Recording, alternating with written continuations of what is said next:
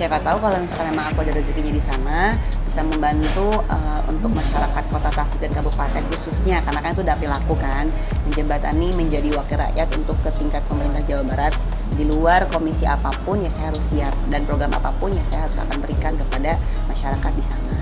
Itu sih sangat luar biasa sekali ya karena kan kita patokannya harus dari C1 di TPS dari saksi. Nah itu pengawalannya luar biasa, kita harus ikutin sidang pleno kecamatannya, sidang pleno PPK-nya, terus di TPS-TPS-nya juga harus aman suaranya. Itu menurut aku memakan waktu juga sih. Setelah pemilu ternyata tuh belum selesai bener-bener gitu apakah suaranya aman atau tidak. Ternyata justru setelah pemilu tuh suara kita tuh tetap harus dikawal sampai nanti putusan di bulan Maret ini gitu. Setelah pemilunya, ternyata setelah pemilu tuh makin repotnya tuh karena sidang pleno tuh kita harus tetap standby saksi di setiap kecamatan gitu. Aku di DPRD provinsi. Komisi belum tahu. Kalau maunya sih ya harusnya yang sesuai lah, lihat kondisi dapil mau apapun. Tapi kalau dari background aku kayaknya masuk di sosial budaya atau pendidikan lah. Karena kan kalau pengen langsung tiba-tiba di infrastruktur kan nggak bisa, harus yang benar-benar mengerti di situ gitu. Kalau aku ada 1086 saksi dari 5.300 TPS di Kabupaten Tasikmalaya. Kalau keseluruhan 7.300 sekian lah TPS di kota dan kabupaten. Sangat repot itu aku hanya 20%-nya juga nggak nyampe ya untuk saksi itu. Tapi alhamdulillah suara aku bisa tembus 32.000 itu pun karena aku kondisinya juga baru di dunia politik. Tapi itu pembuktian yang ternyata perjuangan aku selama turun dapil, sosialisasi, hasil suaranya ada. Modalnya Iya modalnya, kita kalau bicara modal udah pasti besar. Cuman kalau misalnya tadi pertanyaannya jual-jual, jujur aku juga sampai jual-jual. Dia jual barang lah yang pasti. mobil atau rumah apa? Enggak sih kalau misalkan sampai segitunya ya jual tas, jual emas juga.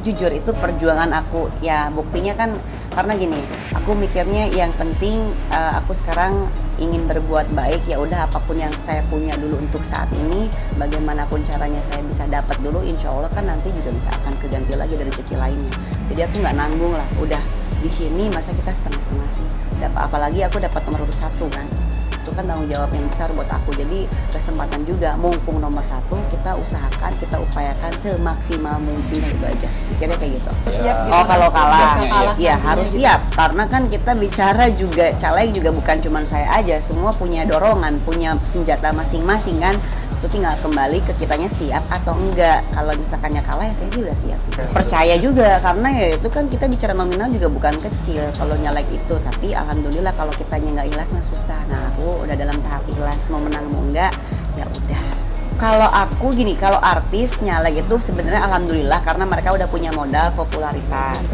jadi sebenarnya tidak yang susah-susah amat untuk mempromosikan karena udah banyak yang tahu mungkin ya tapi kembali ke teknis sama tim nah itu yang mungkin dari segi artis itu yang belum kuat padahal juga kan kita belajar juga di lapangan harus gimana nih supaya timnya solid supaya sistemnya benar tapi balik lagi antara siap atau enggaknya untuk dorongannya itu tapi jujur itu kan namanya perjuangan kita pokoknya harus ikhlas harus maksimal juga supaya bisa dapat hasil yang baik kan gitu Soal bercerai ya mungkin salah satunya ya jujur karena menurut dia setelah saya ada di politik mungkin waktu jadi semakin berkurang tapi padahal aku tidak beranggapan seperti itu mungkin dia merasanya seperti itu jadi nggak ketemu tengah-tengahnya yang akhirnya ya mau gimana lagi kan sudah ada di sini gitu tapi itu bukan jadi alasan yang utama sih tapi menjadi salah satu ya dan mungkin setelah aku masuk politik aku sih nggak ngerasa